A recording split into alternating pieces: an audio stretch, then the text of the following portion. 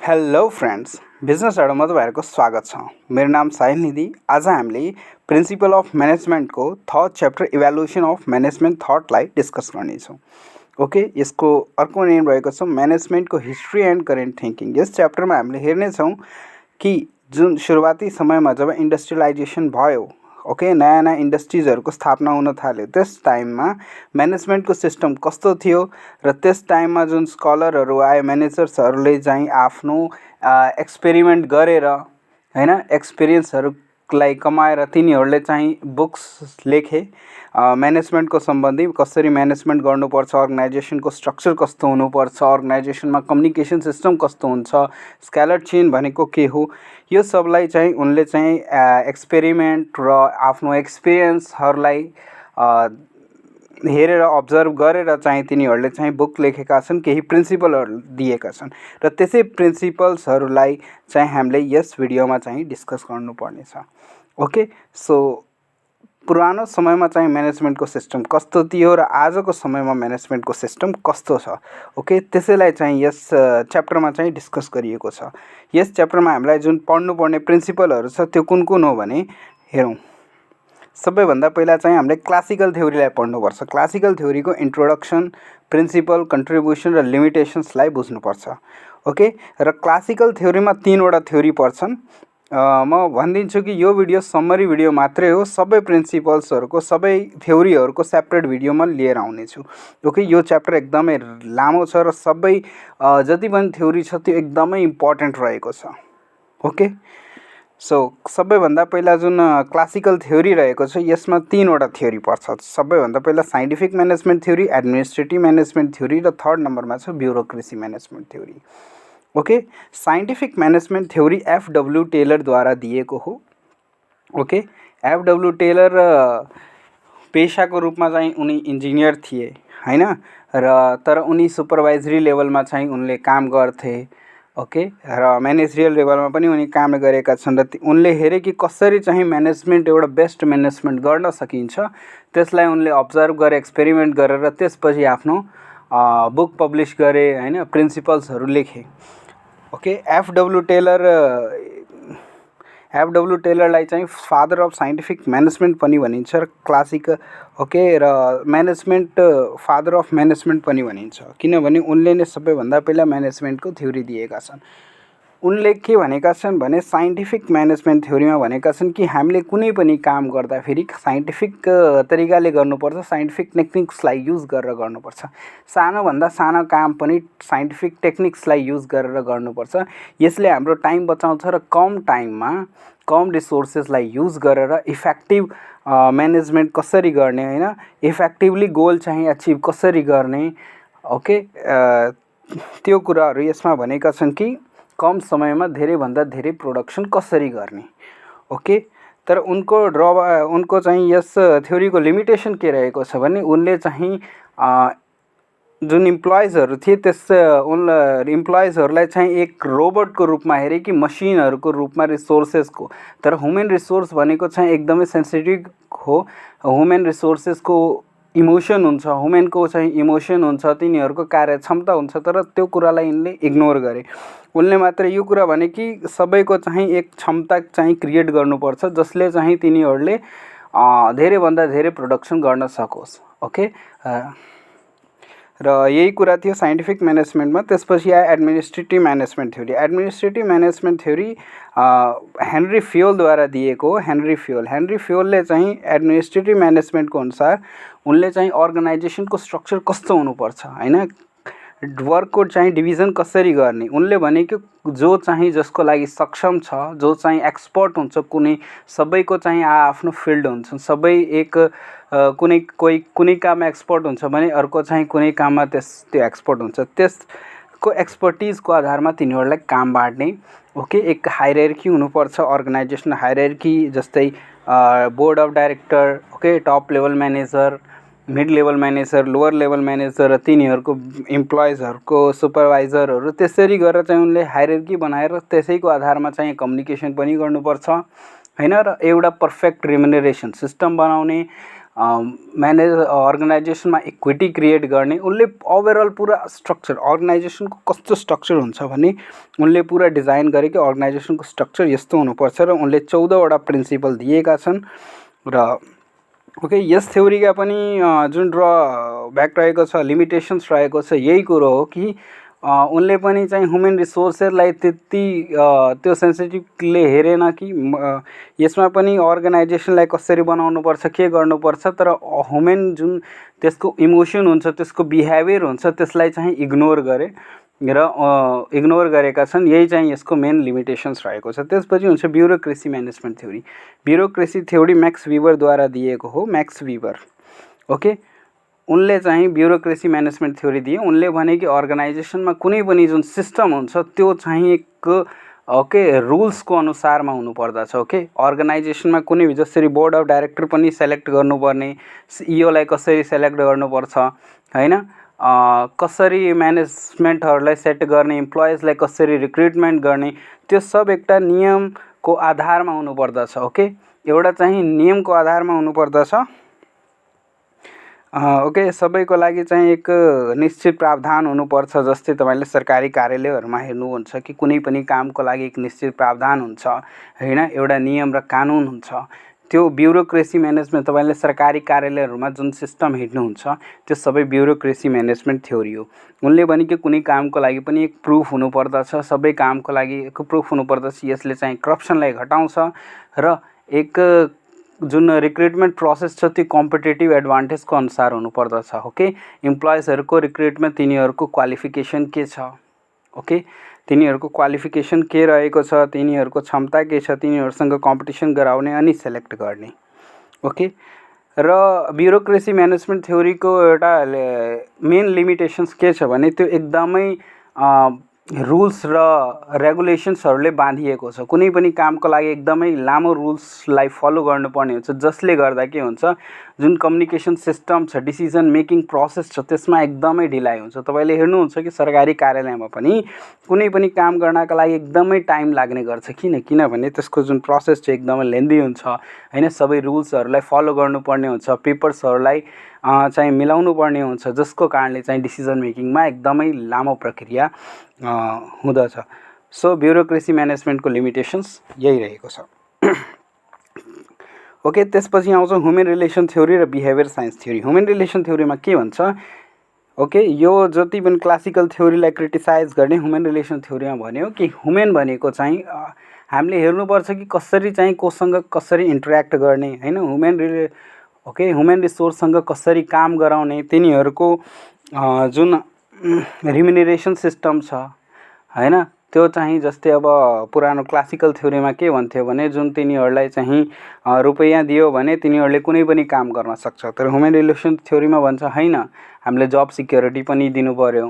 Okay, हुन त classical थ्योरीमा पनि अलिकति भनेको छ, तर त्यो धेरै चाहिँ त्यसमा ध्यान दिएको छैन। तर ह्युमन रिलेसन थ्योरीमा मेनली चाहिँ ह्युमनलाई फोकस, ह्युमन रिसोर्सेसलाई फोकस गरेर चाहिँ यो म्यानेजमेन्ट सिस्टम बनाएको छ कि ओके, ह्युमनसँग कसरी चाहिँ इन्टरेक्ट गर्नुपर्दछ, अरू अर्गनाइजेसनसँग हामीलाई कसरी सम्बन्ध बनाउनु पर्दछ, ओके, इम्प्लोइजको इमोसनको कसरी गर्ने हैन, तिनीहरूलाई चाहिँ कसरी काम गराउने, तिनीहरूसँग कसरी एक टिम वर्क कसरी गराउने, म्यानेजर्स र इम्प्लोइको बिचमा कस्तो किसिमको रिलेसन हुनुपर्दछ, यो सब कुरो ह्युमन रिलेसन थ्योरीमा भनिएको छ। ओके, सबको म सेपरेट भिडियो बनाउने छु, त्यसमा चाहिँ डिटेलमा म कुरा गर्नेछु।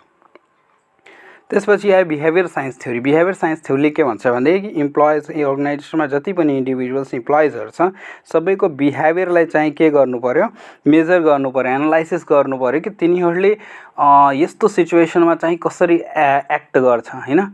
सबैको आफ्नो डिसिजन हुन्छ हैन, आफ्नो भ्याल्युज हुन्छ, एटिट्युड हुन्छ र त्यसैको आधारमा तिनीहरूले चाहिँ डिसिजन लिने गर्दछ। कुनै पनि कुरा बोल्ने तरिका पनि सबको फरक फरक हुन्छ हैन, एक्सन गर्ने तरिका पनि फरक फरक हुन्छ र त्यसैलाई चाहिँ एनालाइसिस गरेर मेजर गरेर र तिनीहरूको जुन पर्फर्मेन्स एनालाइसिस गरेर त्यसपछि चाहिँ तिनीहरूले काम बाँड्नुपर्छ र तिनीहरूसँग त्यस्तै किसिमको बिहेभ गर्नुपर्ने हुन्छ।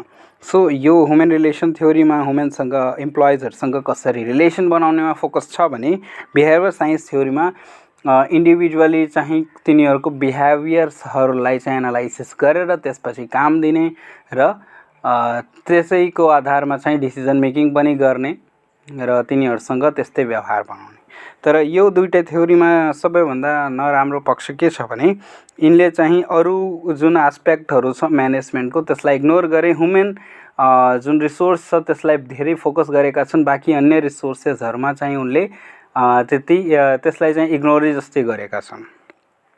त्यसपछि आयो सिस्टम थ्योरी। सिस्टम थ्योरीमा के भन्छ भने सिस्टम थ्योरीमा भन्छ कि अर्गनाइजेसन भनेको एक सिस्टम हो।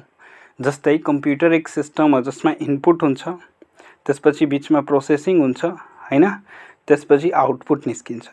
त्यस्तै अर्गनाइजेसन भने पनि एक सिस्टम हो।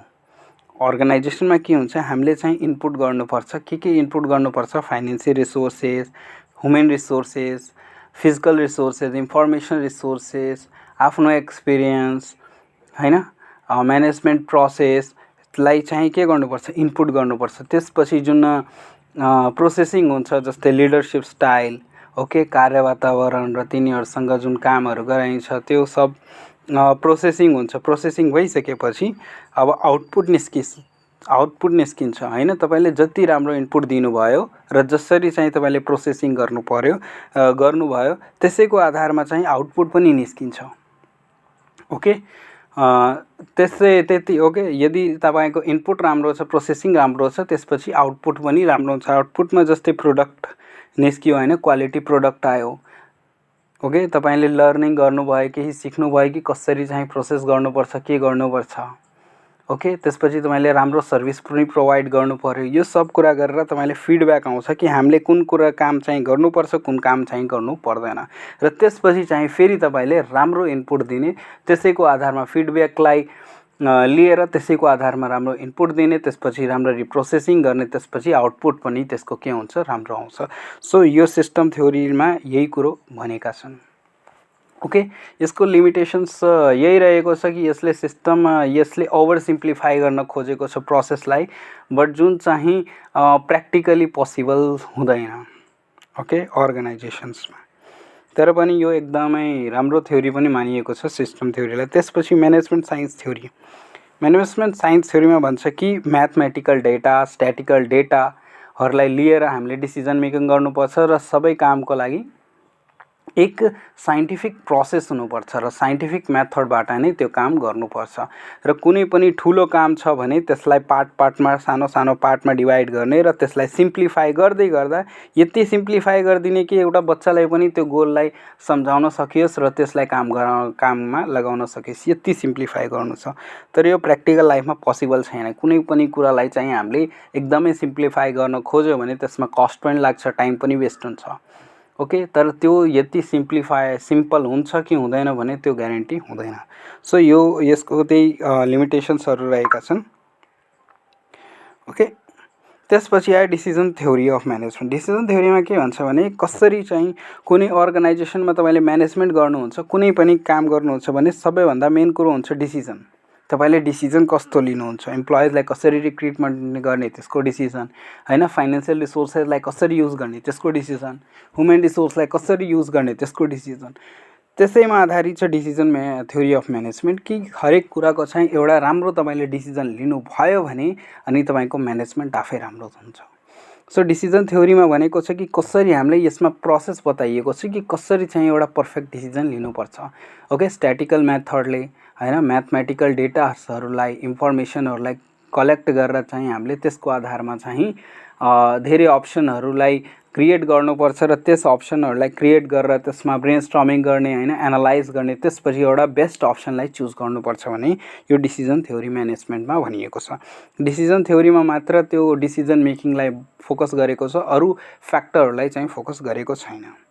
ओके, डिसिजन मेकिङमा चाहिँ जुन सिचुएसनल हैन इन्भाइरोमेन्ट फ्याक्टरहरू छ त्यसमा यो जति पनि थ्योरिजहरू छ, क्लासिकल थ्योरी भयो, human relation system, management science theory, decision, यसमा चाहिँ इन्भाइरोमेन्टल फ्याक्टर्सहरूलाई चाहिँ इग्नोर जस्तै गरेको छ कि हरेक डिसिजन मतलब सिचुएसन हुन्छ। अर्गनाइजेसनको हरेक टाइममा केही न केही सिचुएसन हुन्छ र त्यो सिचुएसन अर्गनाइजेसन अनुसार फरक हुन सक्छ।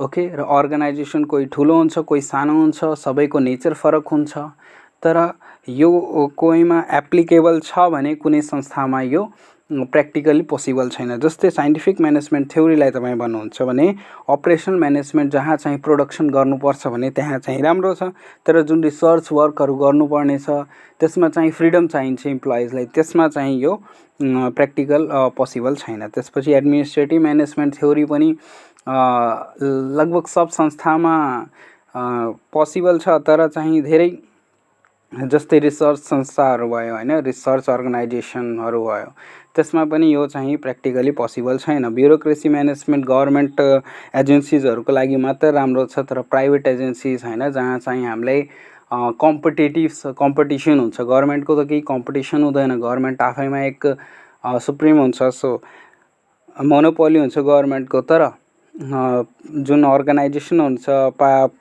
प्राइभेट अर्गनाइजेसनहरू हुन्छ त्यसमा चाहिँ कम्पिटिसन हुन्छ, सो त्यसमा पनि ब्युरोक्रेसी थ्योरी त्यसमा पोसिबल हुँदैन। त्यस्तै ह्युमन रिलेसन थ्योरीमा पनि त्यही कुरा, यहाँ पनि चाहिँ जुन इन्भाइरोमेन्टको अनुसारले होइन कसैले पनि आफ्नो डिसिजन लिन्छ र इम्प्लोइजहरूलाई बिहेभ गर्छ। ओके। त्यस्तै सिस्टम थ्योरीमा पनि यो सब फ्याक्टरमा चाहिँ जुन इन्भाइरोमेन्टल फ्याक्टरलाई इग्नोर जस्तै गरेको छ। ओके। जुन सिचुएसनल थ्योरी सिचुएसनलाई चाहिँ इग्नोर गरेको छ। तर कन्टिजेन्सी थ्योरीमा के भन्यो भने कि हामीले नेचरको अनुसार अर्गनाइजेसनको नेचर कस्तो छ, अर्गनाइजेसन ठुलो छ कि सानो छ, अर्गनाइजेसनको सिचुएसन कस्तो छ, त्यस आधारमा चाहिँ हामीले प्रिन्सिपलहरूलाई फलो गर्नुपर्ने हुन्छ। ओके। हुनसक्छ कि कुनै अर्गनाइजेसनमा साइन्टिफिक म्यानेजमेन्ट थ्योरी बढी काम गर्छ होला, कुनैमा चाहिँ ह्युमन रिलेसन थ्योरी, तर हामीले के गर्नुपर्छ भन्दाखेरि अर्गनाइजेसनको नेचर के छ, सिचुएसन के छ र सबबाट जुन प्रिन्सिपलहरू छन् त्यसलाई चाहिँ चुज गरेर चाहिँ आफ्नो अर्गनाइजेसनमा ओके आफ्नो अर्गनाइजेसनमा त्यसै प्रिन्सिपलको आधारमा म्यानेजमेन्ट गर्नुपर्छ। यो चाहिँ कन्टिजेन्सी थ्योरी भनेको छ। ओके। त्यसपछि आयो emerging management concept. Emerging management कन्सेप्टमा के भनिएको छ भने ओके जुन आजको जुन म्यानेजमेन्ट सिस्टम छ त्यो केमा आधारित हुनुपर्छ, ओके केमा बढी फोकस गरिएको छ, त्यही भयो इमर्जिङ म्यानेजमेन्ट कन्सेप्ट। सबैभन्दा पहिला त वर्कफोर्स डाइभर्सिटी। अर्गनाइजेसनमा ओके डिफ्रेन्ट जेन्डर हुन्छन्, ओके डिफ्रेन्ट रिलिजन्सका पिपलहरू हुन्छन्, ओके धेरै अन्य किसिमका होइन धेरै रिलिजियन्स, तिनीहरूको भ्याल्युज एटिट्युड सब फरक फरक हुन्छन्, तिनीहरूको मान्यता होइन तिनीहरूको जेन्डर सब फरक फरक हुन्छ। तर हामीले त्यहाँ के गर्नु पर्यो, सबैलाई सँगै लिएर हिँड्नु पर्यो, कसैमाथि भेदभाव नगर्ने, जो एबल छ क्यापेबल छ त्यसलाई चाहिँ चुज गर्ने र त्यसैलाई चाहिँ काम दिनुपर्ने हुन्छ। ओके। पुरानो थ्योरिजहरूमा चाहिँ पुरुषलाई बढी फोकस गरिन्थ्यो कि हो पुरुष सिइओ बन्नुपर्छ यस्तो, तर आजको टाइममा चाहिँ महिला पनि सिइओ बन्न सक्छ।